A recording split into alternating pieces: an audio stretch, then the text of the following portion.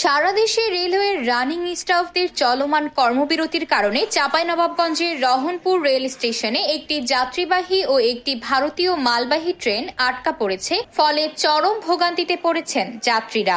মঙ্গলবার রহনপুর রেল স্টেশনের সরজমিনে পরিদর্শন করে এই তথ্য পাওয়া গেছে।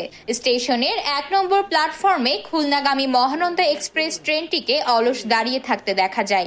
এছাড়া স্টেশনে ভারত থেকে আমদানি করা একটি পণ্যবাহী ট্রেন দাঁড়িয়ে আছে। মধ্যরাতে ট্রেন বন্ধের খবর অনেকের জানা না থাকায় ভোরে খুলনাগামী মহানন্দা এক্সপ্রেস ট্রেন ধরতে এসে অনেকেই ফিরে যান।